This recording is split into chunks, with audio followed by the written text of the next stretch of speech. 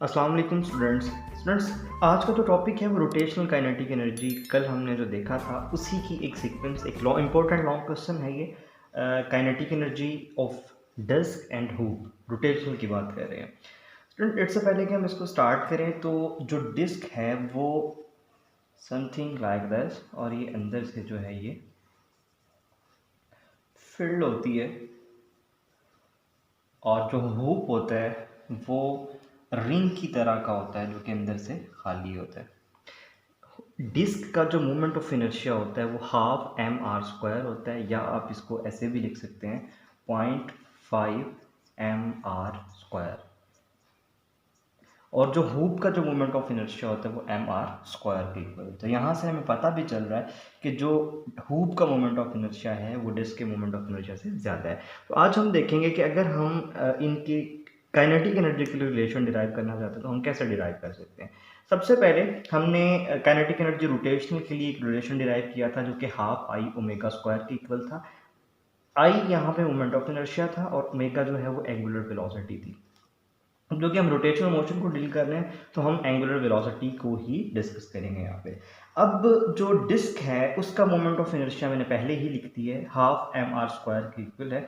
तो अगर मैं इस मोमेंट ऑफ इनर्शिया को रिप्लेस कर दूं यहाँ पे तो हाफ एम आर स्क्वायर के से रिप्लेस हुआ ये, और इसको जब सॉल्व किया तो 1/4 M R square omega square आ गया। अब चूंकि हम एंगुलर मोशन को डील कर रहे हैं तो इसमें हमारे पास जो v है वो रिप्लेस किया जा सकता है, जो कि रिलेशन है एंगुलर और लीनियर वेलोसिटी के दरमियान, that is v is equal to are omega. तो मैंने यहाँ पे इसको रिप्लेस किया तो ये देखें ये रिप्लेसेबल है, और जब मैंने इसको रिप्लेस किया यहाँ से तो ये v स्क्वायर के इक्वल आ गया। तो काइनेटिक एनर्जी रोटेशनल जो डिस्क के लिए आई है वो 1/4 एम वी स्क्वायर आई है। यहाँ से हम एक बात जो है वो एक रिलेशन जो है वो डिराइव कर सकते हैं, बड़ा इंपॉर्टेंट जो रिलेशन बन सकता है। हमने देखा कि जो काइनेटिक एनर्जी रोटेशनल है डिस्क के लिए वो हाफ एम वी स्क्वायर होती है, और जो काइनेटिक एनर्जी ट्रांसलेशनल है, जो काइनेटिक एनर्जी ट्रांसलेशनल है वो हाफ एम वी स्क्वायर के इक्वल होती है। ये काइनेटिक एनर्जी ट्रांसलेशनल है और ये काइनेटिक एनर्जी रोटेशनल है डिस्क के लिए। इसका मतलब ये हुआ कि जो डिस्क की काइनेटिक एनर्जी रोटेशनल है वो 1/4 का मतलब है कि हाफ है किसकी, किससे, ट्रांसलेशनल काइनेटिक एनर्जी से। यानी कि डिस्क की जो काइनेटिक एनर्जी है रोटेशनल वाली वो ट्रांसलेशनल काइनेटिक एनर्जी का भी हाफ है। तो हम यहाँ से ये एक रिलेशन जो है वो डिराइव कर सकते हैं। इसी तरह हुप के लिए काइनेटिक एनर्जी रोटेशनल है। स्टार्ट करते हैं, इसका moment of inertia M R square की इक्वल है। यहाँ पे इस आई की वैल्यू से अगर मैं इसको रिप्लेस करता हूँ तो हमारे पास ये half M R square omega square आ जाएगा, और फिर again v is equal to are omega. ये वैल्यू मैंने जब रिप्लेस की तो हमारे पास हाफ एम वी स्क्वायर आ गया। अब स्टूडेंट जिस तरह हमने यहाँ पे देखा कि जी ट्रांसलेशनल और रोटेशनल काइनेटिक एनर्जी के दरमियान क्या रिलेशन बनता था, यहाँ पे ये half of the translational kinetic energy था। लेकिन यहाँ पे अगर हम देखें तो जो हमारे पास रोटेशनल काइनेटिक एनर्जी आई है वो हाफ एम वी स्क्वायर के इक्वल आई है, और ट्रांसलेशनल काइनेटिक एनर्जी भी तो हमारे पास जो है वो इसी के इक्वल होती है ना, translation half M V square के इक्वल होता है। इसका मतलब वो हूप के केस में जो ट्रांसलेशनल काइनेटिक एनर्जी होती है वही जो है वो रोटेशनल काइनेटिक एनर्जी होती है। इसका मतलब क्या है जी? इसका मतलब ये है कि अगर इसको हम एक इंक्लाइंड प्लेन से जो है वो ड्रॉप करते हैं, यहाँ पे जो इसकी यहाँ पे इस वक्त जो इसकी पोटेंशियल एनर्जी होगी जब ये नीचे की तरफ जाएगा तो ये रोल डाउन करेगा ऐसे करके, तो हाफ जो है वो अगर इसकी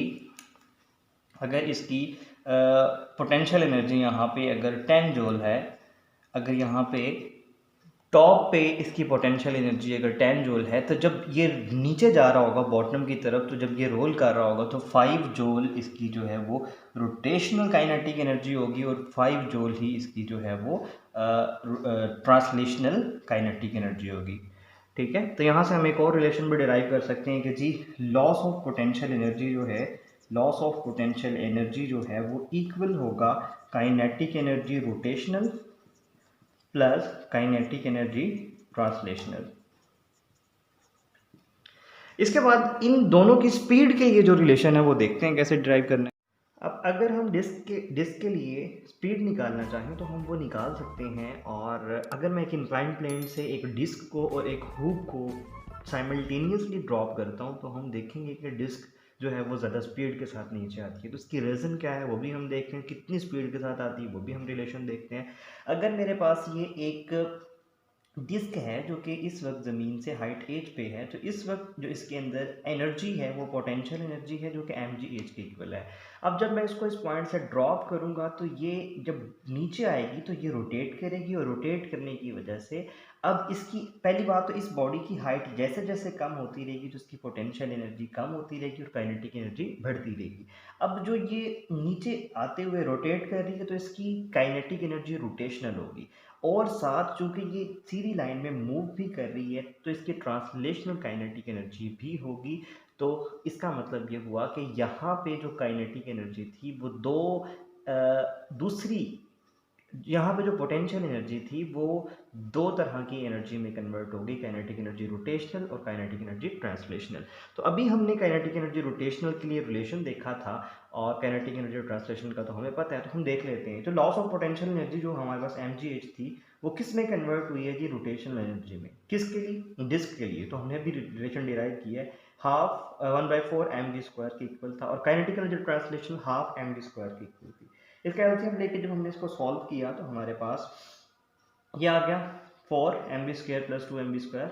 ये हमने जब सॉल्व किया, m जो है वो m से कैंसिल आउट हो जाएगा। चूंकि हम स्पीड निकालने में इंटरेस्टेड हैं तो मैं इसको रीअरेंज करूंगा, मैनिपुलेट करूंगा। 4gh/3 आ गया तो v²। तो vd स्पीड ऑफ डिस्क जो है वो √4/3gh, जी ग्रेविटी है, एच हाइट है। तो इसको हम ऐसे भी लिख सकते हैं, अगर मैं √4/3 को सॉल्व करूं तो 1.15 आता है। इसका मतलब है जो स्पीड ऑफ डिस्क है वो इस इंक्लाइंड प्लेन से आते हुए वो इतनी होगी 1.15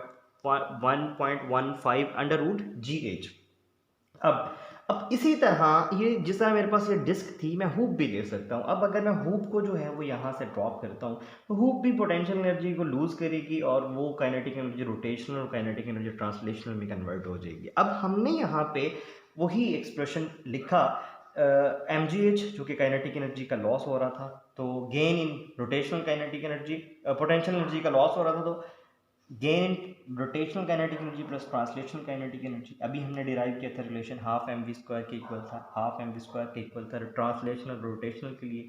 इसको सॉल्व किया तो हमारे पास m से कैंसिल आउट हो जाएगा, 2 से कैंसिल आउट हो जाएगा, तो v² √gh आ गया। अब हमारे पास जो हुप के लिए जो स्पीड बन रही है वो √gh बन रही है, जबकि जो डिस्क के लिए बन रही है वो √4/3gh बन रही है। इसका मतलब है कि जो डिस्क की स्पीड है वो हुप की स्पीड से वो ज़्यादा होगी। ये आप इसमें जो वीडियो है देख भी सकते हैं। तो कितनी ज़्यादा होगी speed of disc speed of hoop से? तो 1.15 टाइम ज़्यादा होगी। अब सवाल ये है कि क्या हम हर मर्तबा ही, अगर मैं डिस्क के बजाय यहाँ पे हुप के बजाय कोई सिलेंडर ले लेता हूँ या फिर मैं कोई स्फीयर ले लेता हूँ, तो क्या हम सारा ये प्रोसेस करेंगे? नहीं, हमें ये सब करने की ज़रूरत नहीं रहेगी। हम एक सिंपल सा एक रिलेशन याद रखेंगे जिसमें हम कहेंगे कि जी जो मोमेंट ऑफ इनर्शिया है वो स्पीड के इन्वर्सली प्रोपोर्शनल है। मतलब क्या है जी? मतलब ये है कि जी जिसका मोमेंट ऑफ इनर्शिया ज़्यादा होगा उसकी स्पीड जो है वो कम होगी। हम एक ये रिलेशन याद रख लेते हैं। तो इस रिलेशन का हमें फ़ायदा क्या होगा? इस रिलेशन से हमें पता चल रहा है कि जी हमारे पास जो हुप है, हुप का जो मोमेंट ऑफ इनर्शिया है वो ज़्यादा है डिस्क के मोमेंट ऑफ इनर्शिया से। अब मुझे कैसे पता चलेगा? अब हमारे पास जो हुप का मोमेंट ऑफ इनर्शिया है वो है mr², जबकि जो डिस्क का मोमेंट ऑफ इनर्शिया है वो है 0.5 mr²। तो यहाँ से हमें पता चल रहा है कि हमारे पास जो हुप का मोमेंट ऑफ इनर्शिया है वो ज़्यादा है। अगर मोमेंट ऑफ इनर्शिया हुप का ज़्यादा है तो उसकी स्पीड क्या होगी? कम होगी। तो यहाँ से हम देख भी सकते हैं।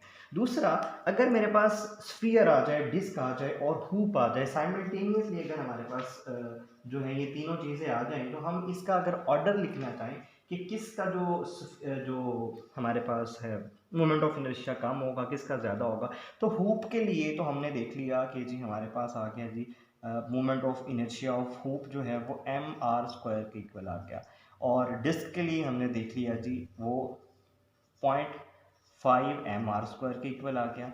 लेकिन जो सफ़ियर के लिए होता है, वो होता है जी 2/5, यानी कि अगर मैं इसको सॉल्व करूँ तो आता है 0.4 mr²। इसका मतलब है सफ़ियर का जो मोमेंट ऑफ इनर्शिया वो सबसे कम होगा। अगर सफ़ियर का मोमेंट ऑफ इनर्शिया सबसे कम है तो ऑर्डर क्या होगा? ऑर्डर ये होगा जी, सफ़ियर का जो मोमेंट ऑफ इनर्शिया है वो सबसे कम है, फिर उससे ज़्यादा होगा जी डिस्क का, और फिर उससे ज़्यादा होगा जी हुप का। तो ये हम यहाँ से ये रिज़ल्ट डिड्यूस कर सकते हैं कि हमारे पास जो सफ़ियर की जो स्पीड है वो सबसे ज़्यादा होगी, और उसके बाद जी हमारे पास डिस्क की स्पीड होगी, और उसके बाद हमारे पास जी हुप की स्पीड होगी।